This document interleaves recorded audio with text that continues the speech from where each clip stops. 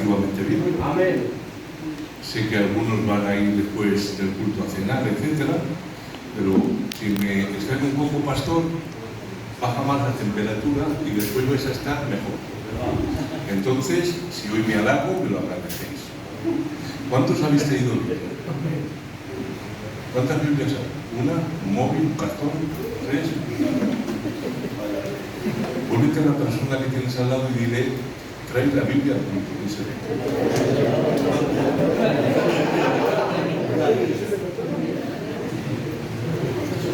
Hoy vamos a hablar de un salmo muy conocido, quizá el más famoso de todos los salmos, y vamos a hablar de este salmo un poquito que creo que nos puede hacer bien. Abrimos las escrituras en el Salmo 23 a partir del verso 1. Y dice así: Jehová es mi pastor, nada me faltará. No debemos dejar, hermanos, de lado el hecho de que el Salmo 23 primeramente debe de ser aplicado en el contexto del remanente piadoso de Israel. Es cierto y es real que Jesús individualmente es el pastor de todos aquellos que confían en Él.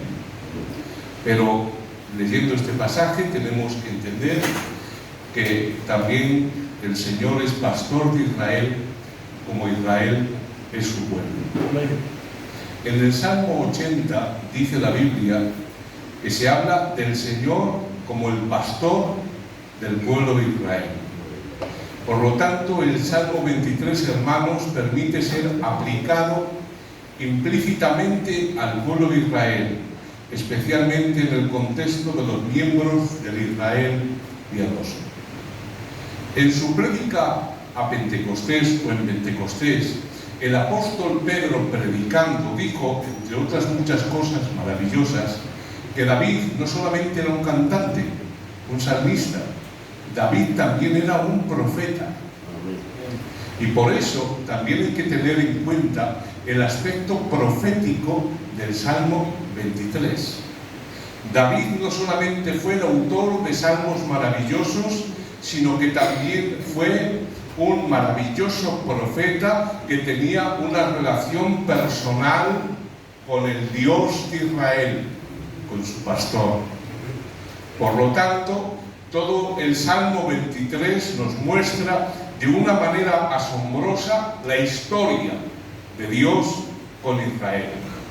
Por eso, si examinamos poco a poco estos versos, dice: Jehová es mi pastor. Amén. Aquí vemos, en este pequeño verso, la temprana historia del pueblo de Dios, de Israel. ¿Dónde fue que Dios se convirtió en el pastor de Israel? La Biblia nos dice que en Egipto. Allí Él convirtió a su pueblo en ovejas de su prado, en ovejas de su mano, como dice el Salmo. Por eso dice el Salmo 77: condujiste a tu pueblo como ovejas por mano de Moisés y de Aarón. Amén.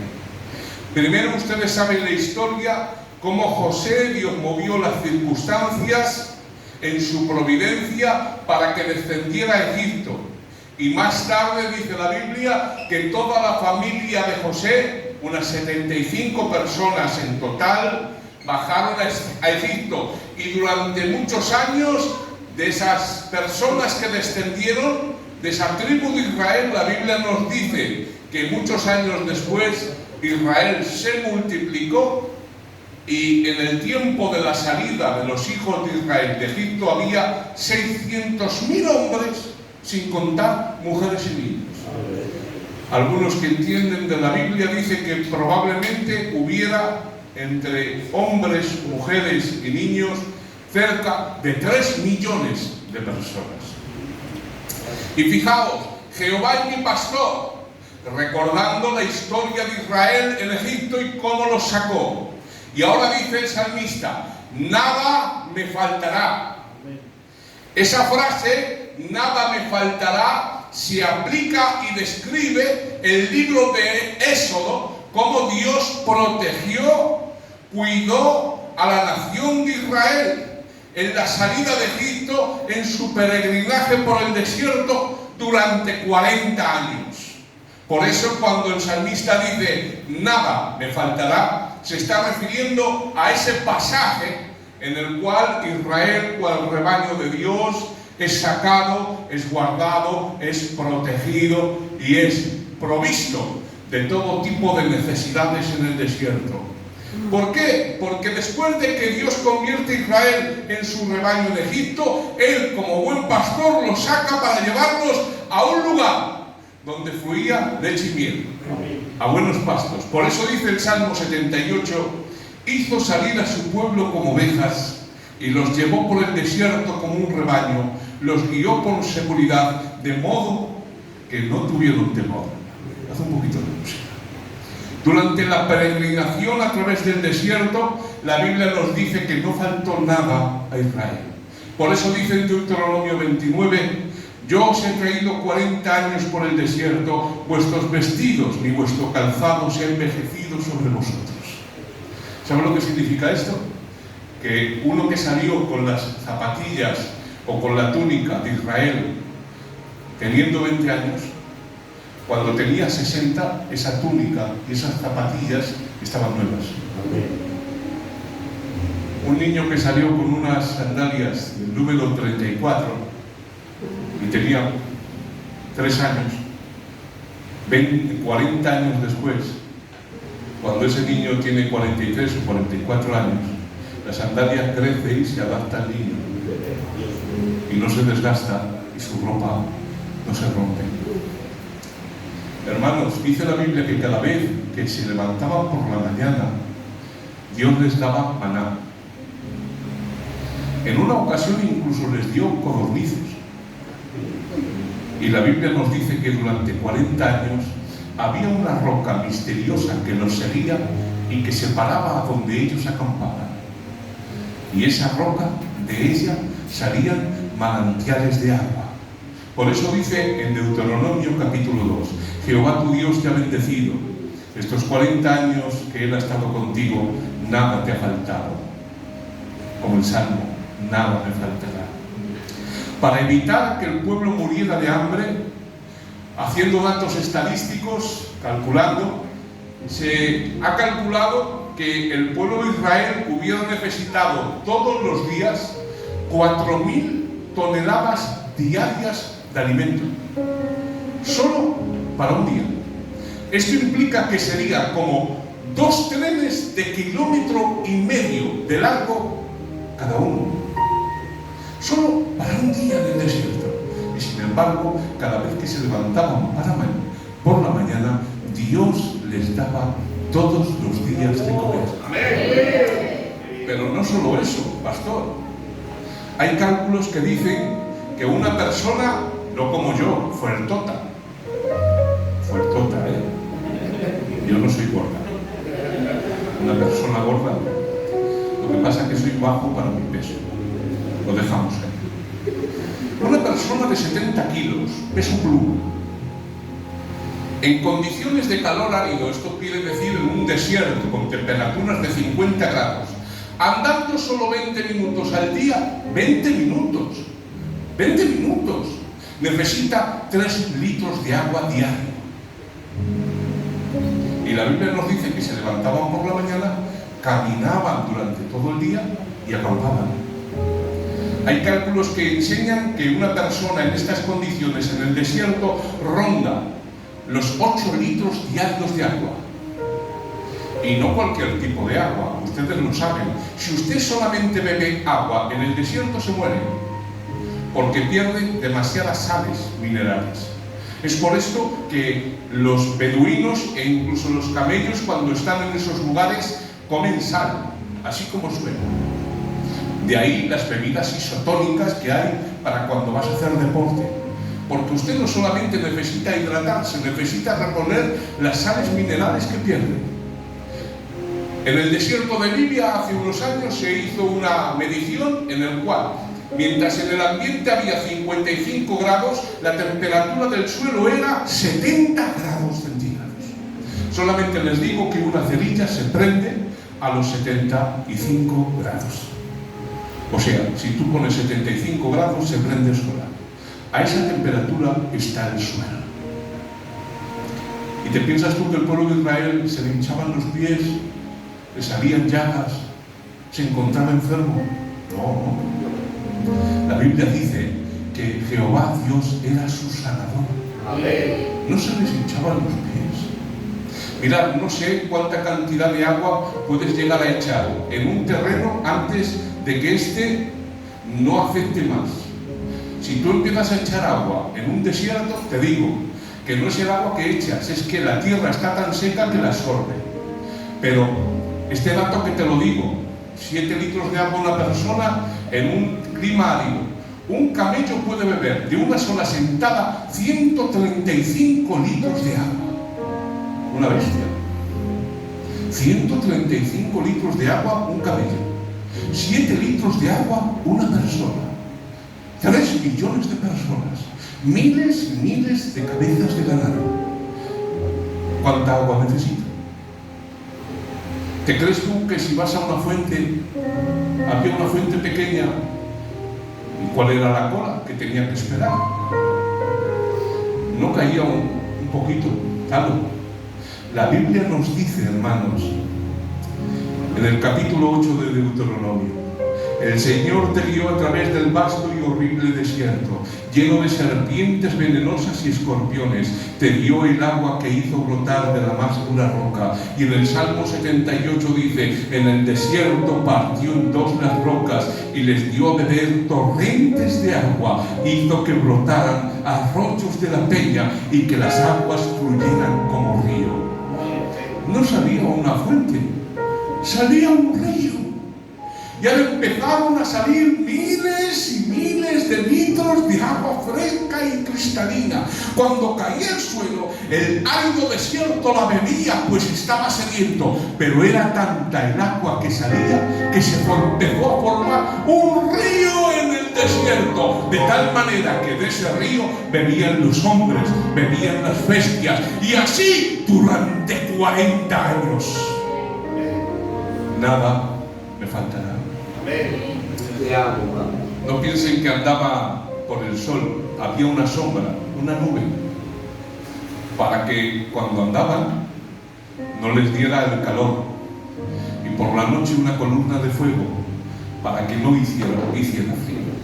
Por eso Jehová es mi pastor, me sacó de Egipto, nada me faltará, me proveyó y me cuidó por el desierto, en lugares de delicados pastos me hará descansar. La meta de este rebaño al salir de Egipto y la peregrinación por el desierto eran los delicados pastos de la tierra prometida. Por eso dice el libro de Deuteronomio capítulo 8, porque Jehová tu Dios te conduce a una tierra buena, tierra donde no escaseará el pan y donde nada te faltará. La Biblia nos dice que cuando fueron los espías a recorrer la tierra, un racimo de uvas, claro, era tan grande que tuvieron que traerlo entre 2 personas. Se está cumpliendo la palabra. Aleluya. Y fíjate lo que dice: junto a aguas de reposo me pastoreará. Después de conquistar la tierra, Josué pudo decir en el capítulo 21 del libro que lleva su nombre: y Jehová les dio reposo alrededor. Ninguno de sus enemigos pudo hacerles frente, porque el propósito y la meta a largo plazo para Israel, sin embargo, iba más allá del pastoreo y el reposo en la tierra que les dio Josué, en la tierra prometida. Dios quería todavía un poquito más allá, porque había una paz, un pastoreo y un reposo que todavía Dios quería traer al pueblo de Dios. Por eso dice el libro de Hebreos capítulo 4, verso 1: temamos pues, no sea que permaneciendo aún en la promesa de entrar en su reposo, algunos de vosotros parezcan no haberlo alcanzado, porque a ellos no les aprovechó el oír la palabra por no ir acompañada con fe. Por lo tanto, juré en mi ira, no entrarán en mi reposo. Y dice el verso 8 del mismo capítulo: porque si Josué les hubiera dado reposo, no hablaría después de otro día. Por lo tanto, queda un reposo para el pueblo de Dios. Junto a aguas de reposo me pastoreará. Era un reposo, sí, temporal y maravilloso para un pueblo que había estado esclavo durante 400 años. Pero el propósito de Dios era mostrarle un reposo aún más excelente. Y no era esa tierra. ¿Sabes quién era? ¿Sabes quién era el reposo que Dios quería dar a su pueblo? Proféticamente, Cristo. Por eso dice el libro de Hebreos: no introdujo Dios o Josué al pueblo en el verdadero reposo. Hay un reposo para el pueblo de Dios. Por eso sigue diciendo el salmista: confortará mi alma, me guiará por sendas de justicia por amor de su nombre. Fijaos estas palabras que está diciendo David: confortará mi alma, me guiará por sendas de justicia por amor de su nombre. ¿Por qué Israel en Egipto se convirtió en las ovejas del Señor? ¿Por qué los guió Dios a través del desierto? De manera que no les faltó de nada. ¿Por qué los llevó a una tierra donde podían llegar a tener un reposo? Algo que jamás habían tenido. Por amor de su nombre. Por amor de su nombre. Quedaos esta frase: me guiará por sendas de justicia. ¿Por qué? Por amor de su nombre. Estudiando la Biblia nos damos cuenta de una serie de verdades. Y es que Dios tiene muchos nombres. Muchos. Escuchad, Dios, el hombre jamás le puso un nombre a Dios. Jamás. Era necesario que Dios se revelara al hombre. Y en base a esa revelación, el hombre le ponía un nombre a Dios. Cuando Dios le dio a Abraham el cordero para el sacrificio, le llamó Jehová proveerá, un nombre. Cuando Dios sanó al pueblo de Israel en el transcurso del desierto, le decía: Jehová es mi sanador. Cuando Dios daba la victoria al pueblo contra los enemigos, ¿qué decía? Jehová de los ejércitos o Jehová es mi victoria. Dios se revelaba en una faceta de su naturaleza infinita, y en base a la revelación de esa faceta, el hombre le ponía un nombre a Dios. Por lo tanto, los nombres de Dios en las Escrituras revelan facetas de la infinita esencia que Dios le ha placido revelar. Si Dios no se revela, el hombre no puede poner un nombre a Dios y por lo tanto no lo puede definir.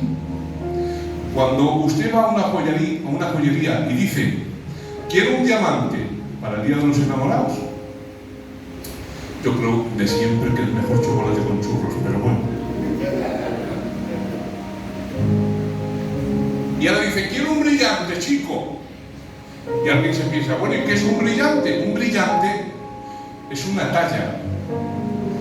Un brillante es que usted coge un diamante y lo talla con la talla brillante. ¿Lo han entendido, verdad? El brillante no es una piedra, es una forma de tallar el diamante.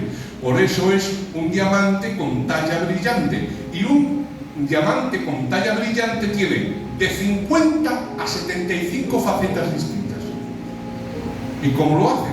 Para que cuando entra un rayo de luz dentro del diamante, al tener tantas facetas, ejerce como prisma y hace que literalmente brille, descomponga la luz en un hermoso abanico de colores. Por eso se llama brillante, porque brilla. Así es Dios. Dios no tiene una cara o una faceta, tiene miles. Miles. Porque los cielos, de los cielos, de los cielos, no lo pueden contener. Y no digáis amén. Por lo tanto, es que a través de los nombres Dios se revela a sí mismo. El hecho de que Dios se revelara en muchos nombres diferentes está reflejando el hecho de que muchas facetas del carácter de Dios son representadas por cada uno de estos nombres. Sin embargo, la Biblia habla del nombre de Dios, en singular. En este caso, el nombre de Dios refleja toda la personalidad de Dios, todo lo que es Él. La expresión por amor de su nombre nos guiará por sendas de justicia, por amor de su nombre. En relación a Dios significa que Él nos va a guiar por sendas de justicia, por fidelidad a mi ser revelado en mi nombre. Porque el nombre significa la presencia activa de la persona en la plenitud de su ser revelado. Y ahora una pregunta que ya sabéis. ¿Quién ha dado a conocer al Padre? ¿Quién? A Dios nadie le vio jamás. Pero el unigénito Hijo que está en el corazón del Padre, Él nos lo ha dado a conocer. ¡Amén! Por esto, Cristo es la suprema y definitiva revelación del Padre.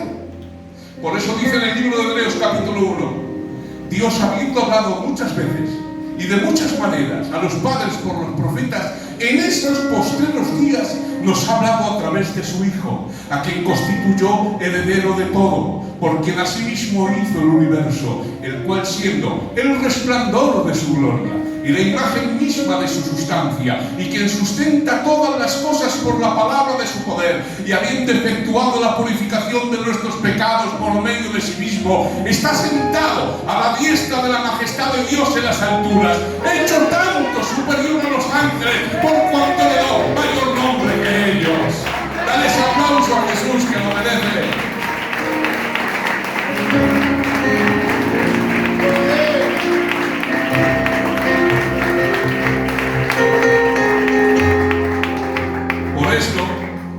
Para que quede bien grabado, el nombre significa la presencia activa de la persona en la plenitud de su revelación. Por amor de su nombre nos guía por sendas de justicia, significa por amor a Jesús. Por amor a Jesús nos guía por sendas de justicia, por Jesús. Si lo miramos a través del espíritu de la profecía, esto se trata proféticamente de la primera venida del Cristo. Desde Egipto, a través del desierto y hasta llegar a la tierra prometida, Israel fue guiado al encuentro de la primera venida. Porque ese era el propósito que Dios tenía para con Israel. Sacarlo de Egipto, hacerlo un pueblo poderoso, un pueblo de reyes y sacerdotes, establecerlo. ¿Dónde? En la tierra de Canaán, que se le llama el centro del mundo, el lugar más estratégico de la tierra, porque es el centro que está en medio de 3 continentes, Asia, África y Europa. Y allí quería levantar un pueblo de reyes y sacerdotes para que todos los hombres que se habían desviado del conocimiento de Dios tuvieran un testimonio real y palpable del único y soberano Dios que vive por los siglos. Y los paganos, viendo al pueblo de Israel, viendo las bendiciones de Dios, viendo su gloria en medio del pueblo, dirían: ¿quién como Israel? ¿Y quién como el Dios de Israel, que es Dios cercano y está con ellos? Acerquémonos pues a Jerusalén, porque este era el plan que Dios tenía: convertir a Jerusalén en la cabeza de pueblos y cabeza de montes, para que todas las naciones vinieron a Jerusalén, porque de Jerusalén saldrá la ley y la tierra será llena del conocimiento de Jehová, como las aguas cubren la mar. ¿Para qué? Para que viniera el Mesías, el Cristo. Por eso, cuando Jesús viene en su primera venida, en Mateo 9 dice: y al ver las multitudes, tuvo compasión de ellas, porque estaban desamparadas y dispersas, ¿como quién? Como ovejas que no tienen pastor. Y cuando Él viene, se revela a Israel en una faceta muy conocida para el pueblo. Por eso dice en Juan 10: yo soy el buen pastor. Y el buen pastor da su vida por las ovejas. Amén. ¿Y él vino a qué? A dar reposo a su pueblo. Amén. De la misma manera que los sacó de la esclavitud, los llevó por el desierto para darles una tierra de reposo, porque eran ovejas de su prado. Así vino Jesús. Les vio desamparados como ovejas que no tienen pastor, y les dice: yo soy el buen pastor que voy a dar mi vida por vosotros. Pero estáis en el desierto, estáis bajo la esclavitud de Egipto. Y se levanta Jesús en el libro de Mateo y dice: venid a mí todos los que estéis cargados y trabajados, y yo os haré descansar. Porque el pueblo entró en la tierra de reposo, pero ese no es el verdadero reposo. Hay un reposo para el pueblo de Dios, y ese es Cristo.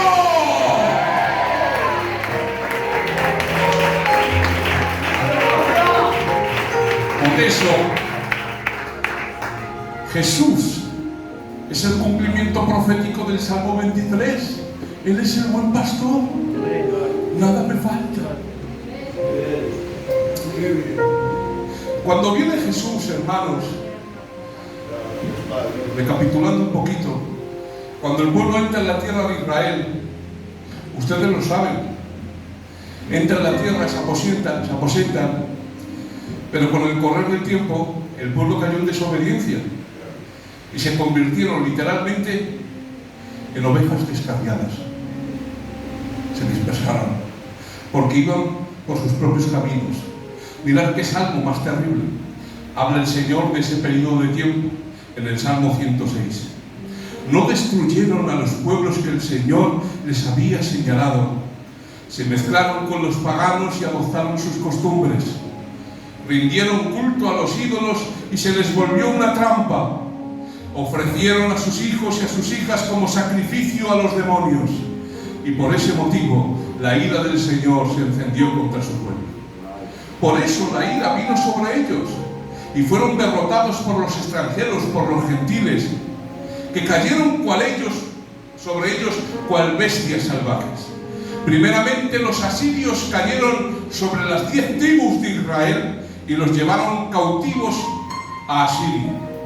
Más adelante, 70 años después, vinieron los babilónicos y se llevaron cautivos a la tribu de Judá. Y fijaos lo que dice el Salmo 80 sobre este periodo de tiempo.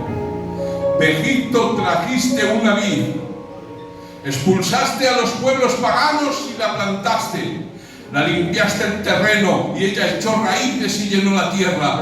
Pero, ¿por qué has derribado los muros?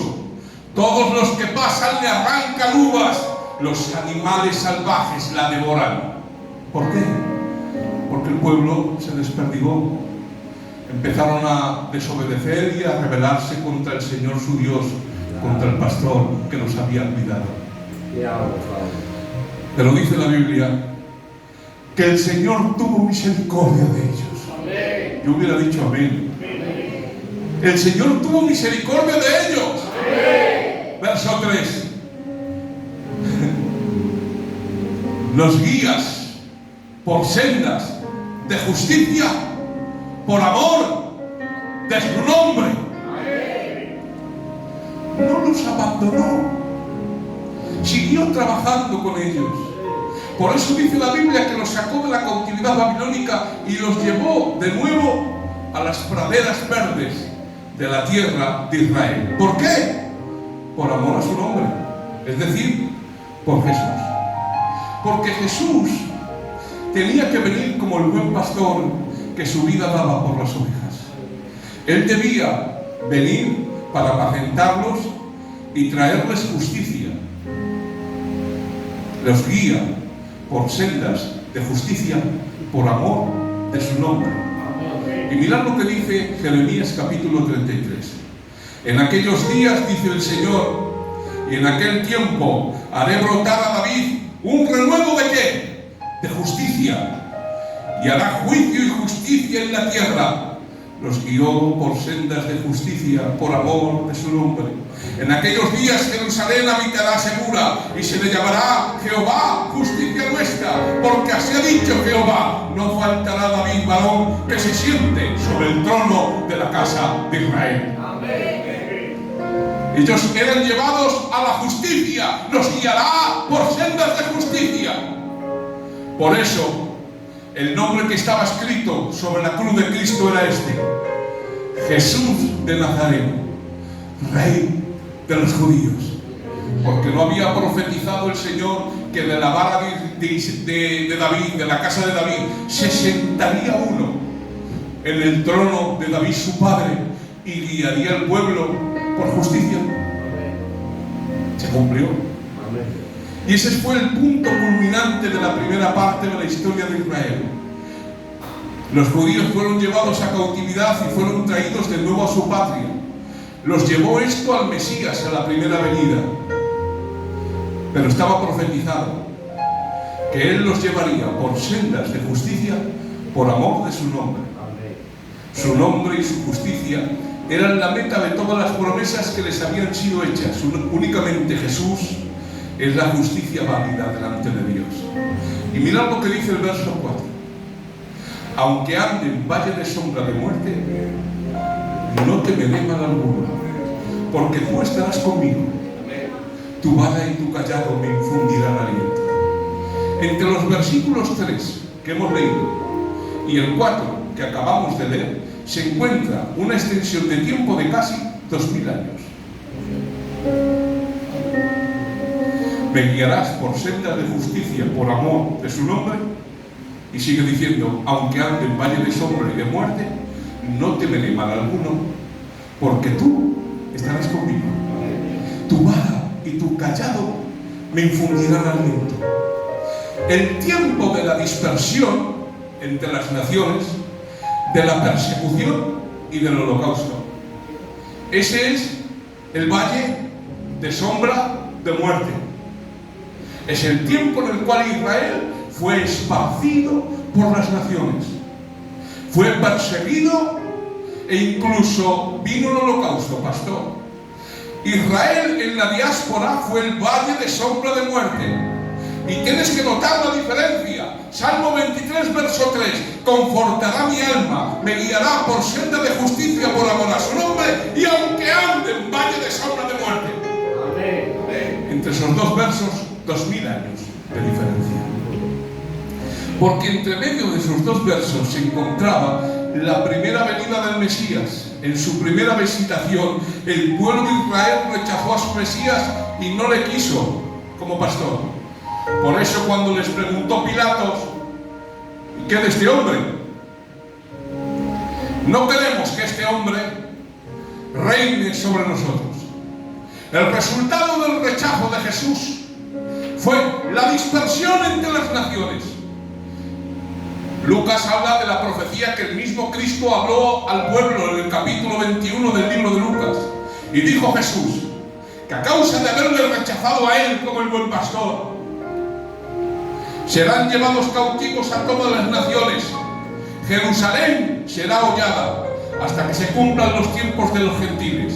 Y en Ezequiel 34 dice, fijaos qué palabras: andan errantes porque no tienen pastor, y son presas de todas las fieras del campo y se han dispersado, y no hubo quien los buscase ni quien preguntase por esas ovejas. Durante casi 2000 años Israel anduvo a la sombra de muerte. Pero ¿qué dice el salmista? Aunque ande por valle de sombra de muerte, no temeré mal alguno, porque tú estarás conmigo. Amén. Hemos sido dispersados, hemos sido perseguidos, hemos sido muertos y asesinados, pero no temeré mal alguno, porque tú estarás conmigo. Amén. Por eso dice Ezequiel 34: las ovejas están esparcidas y no hay pastor que las ayude, no hay quien las guíe, no hay quien se acuerde de ellas. Y dice Jehová el Señor: ya que no hay nadie que se acuerde de ellas, ya que no hay nadie que las visite, ya que no hay nadie que las cuide, así ha dicho Jehová el Señor: he aquí yo mismo iré a buscar a mis ovejas y las reconoceré. Dice: y las libraré de todos los lugares que fueron esparcidas, En el día del nublado y de la oscuridad. No hay pastor que haga eso. Y ya que no hay pastor que cuide a mi pueblo, yo voy a ser el pastor de mi pueblo. Por eso, antes de que el Mesías regrese, ellos tendrán que atravesar el valle de sombra de muerte, que es la tribulación. Por eso Sofonías profetizó, capítulo 2. Fijaos las palabras que profetiza el profeta. Congregaos, reuníos, congregaos y meditad antes que tenga efecto el decreto, antes que venga sobre vosotros el furor de la ira de Jehová. ¿De qué está hablando ahí? De la gran tribulación. Y dice, antes de que venga la gran tribulación, congregaos, antes de que tenga efecto el decreto. Muchos intérpretes ven en esa palabra congregados el regreso del pueblo de Israel de la dispersión por las naciones. Fueron esparcidos aproximadamente en el año 70, cuando Tito invadió Jerusalén y destruyó el templo. Crucificaron en los caminos a más de 50.000 judíos y fueron vendidos como esclavos, esparcidos por todas las naciones. Pero fijaos lo que dice el pasaje: congregaos antes de que tenga efecto el decreto. Por lo tanto, el pueblo de Israel se tenía que congregar antes de que el decreto se cumpliera. Esto significaría que el regreso de los judíos de la diáspora a su patria sucedería antes de que tenga efecto el decreto, esto es, antes de que Jesús viniera en su segunda venida, antes de la gran tribulación. Por eso dice, antes del día de la ira. Sombras de muerte se posarán sobre Israel y el anticristo se presentará como falso pastor de Israel. Fijaos qué versos más terribles. Zacarías capítulo 11. Porque aquí yo levanto un pastor que no visitará a las perdidas, no buscará a la pequeña, no curará a la perniquebrada, ni llevará la cansada a cuestas, sino que comerá la carne de la gorda y romperá sus pezuñas. ¿Quién es ese pastor? El anticristo. Y dice en Isaías capítulo 10, acontecerá en aquel tiempo que los que hayan quedado de Israel nunca más se apoyarán en el que los hirió, sino que se apoyarán con verdad en Jehová, el Santo de Israel. Amén. De modo que primero tendrá lugar el congregarse en sus propias praderas y luego vendrá la restauración espiritual. La vuelta de Israel a su propia tierra es la señal más poderosa de que Dios está obrando y que está llevando a su pueblo al encuentro de la segunda venida de Cristo. Pero anteriormente de que venga Cristo, ellos tienen que pasar por el valle de sombra de muerte, que es la tribulación. Y mirad lo que dice: aunque ande en valle de sombra de muerte, no temeré mal alguno. ¿Por qué? Porque tú estarás conmigo. Tu vara y tu callado me infundirán aliento. Es aquí cuando el remanente judío experimentará la presencia de Dios, porque en ese tiempo Dios lo consolará. Por eso dice Apocalipsis capítulo 7, porque el Cordero que está en medio del trono los pastoreará y los guiará a fuentes de agua de vida, y Dios enjugará toda lágrima de los ojos de ellos. La vara y el callado indican la función de Jesús como gobernador, como soberano y como juez. El remanente se sabe que está protegido por aquel a quien le fue dada toda potestad en el cielo y en la tierra. Y mirad lo que dice el salmista: aderezas mesa delante de mí en presencia de mis angustiadores. Aquí, en el sentido profético, David se está refiriendo a la segunda venida de Cristo, cuando los judíos regresarán a su patria, estando como rodeados por más de 350 millones de árabes que les odian a muerte. Pero justamente en la presencia de esos enemigos, les fueron devueltas su antigua tierra y Jerusalén. Por eso dice Jeremías 33, y Jerusalén será a mí por nombre de gozo entre todas las naciones de la tierra, que habrán oído todo el bien que yo les hago, y temerán y temblarán de todo el bien y de toda la paz que yo les daré. El primer cumplimiento de la venida de la nación de Israel a su tierra, a su prado, se cumplió en mayo de 1948, pero el segundo cumplimiento todavía estará por suceder. El tiempo de la tribulación le servirá a Israel para ser llevado hacia el Señor, para que se vuelva su rebaño de nuevo.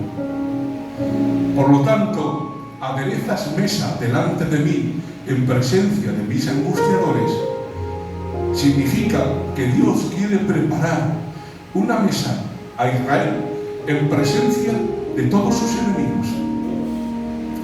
Por eso dice Ezequiel 37, mi siervo David será rey sobre ellos. Está hablando de Jesús. Y todos ellos tendrán un solo pastor. Habitarán en la tierra que yo les di, y sabrán las naciones que estará mi santuario en medio de ellos para siempre. Les está diciendo, vosotros odiáis a mi pueblo y lucháis a muerte contra ellos, pero yo voy a dar de nuevo a mi pueblo su tierra, para que levante de nuevo su capital en Jerusalén, y van a estar bendecidos delante de todos, porque Él es el que adereza mesa delante de mí en presencia de mis angustiadores. Y ya termino, 3 minutos. Mirad qué bonito. Unges mi cabeza con aceite, mi copa está rebosando. Esto está profetizando o describiendo la entrada de Israel cuando acepta a Jesús como su Mesías. Mirad lo que dice Joel 2, porque Joel capítulo 2 no se cumplió literalmente en el tiempo de Hechos, pastor, capítulo 2, cuando descendió el Espíritu como con lenguas de fuego. Eso fue una profecía de doble cumplimiento. ¿Escuchasteis lo que fue dicho? Y dice, después de esto, derramaré de mi espíritu sobre toda carne. Profetizarán vuestros hijos, vuestros ancianos soñarán sueños y los jóvenes verán visiones. Derramaré de mi espíritu. Y dice, ¿cuándo?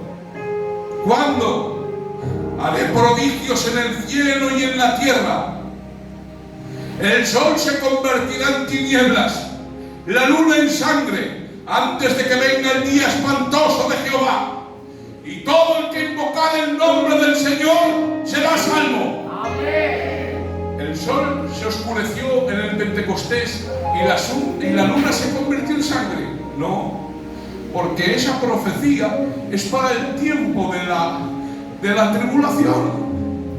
Y Dios está profetizando que sobre su pueblo iba a derramar su espíritu. Su espíritu. No sé si os acordáis de ese pasaje que dice el Señor, mira, estás cansadito, Moisés, no puedo, este pueblo es muy duro. Pues mira lo que voy a hacer. Voy a coger de tu espíritu y lo voy a derramar sobre 70 ancianos para que ellos te ayuden en la dirección del pueblo. Pero resulta, Talo, que en vez de caer el espíritu sobre 70 y empezaron a profetizar, cayó sobre 72. Y había dos jovencines que empiezan a profetizar. Y viene Josué y le dice, que no son 70. ¿Y estos dos qué? Quítalos, que no son 70, que estos se han enchufado solos. Y dice Moisés, ojalá todo el pueblo de Jehová fuera profeta. Ojalá sobre todos descendiera el Espíritu de Dios sin medida. ¡Aleluya! Unges mi cabeza con aceite y mi copa está rebosando. Porque en aquel tiempo derramaré de mi espíritu sobre toda carne. Vuestros jóvenes serán y tendrán visiones, vuestros ancianos soñarán sueños, y todo aquel que invoque el nombre del Señor será salvo. Amén. ¿Y cuándo pasará esto? Cuando el sol se oscurezca y la luna no dé su resplandor. Y mira lo que termina el verso: ciertamente el bien y la misericordia me seguirán todos los días de mi vida, y en la casa de Jehová moraré por largos días. Mirad lo que dice en el cumplimiento de esta profecía el Salmo 37. Así dice Jehová el Señor: he aquí que yo tomo a los hijos de Israel de entre las naciones y los llevaré a su tierra. Y un rey seré a ellos, y los salvaré de todas sus rebeliones y los limpiaré, y me serán por pueblo y yo a ellos por Dios. Mi siervo David, Jesús, será rey sobre ellos, y todos ellos tendrán un solo pastor, y andarán en mis preceptos, y habitarán en la tierra que di a vuestros padres para siempre. Porque ciertamente el bien y la misericordia me guiarán y me seguirán todos los días de mi vida, y en la casa de Jehová moraré por largos días. Termino leyendo una versión del Salmo 23. Tú, Dios mío, eres mi pastor. Contigo no me falta nada. Me haces descansar en verdes pastos, y para calmar mi sed me llevas a tranquilas aguas. Me das nuevas fuerzas y me guías por el mejor camino, porque así eres tú. Puedo cruzar lugares peligrosos y no tener miedo de nada, porque tú eres mi pastor y siempre estás a mi lado. Me guías por el buen camino, me llenas de confianza, aunque se enojen mis enemigos, tú me ofreces un banquete y me llenas de felicidad. Me das un trato especial. Estoy completamente seguro de que tu bondad y tu amor me acompañarán mientras yo viva, y que para siempre viviré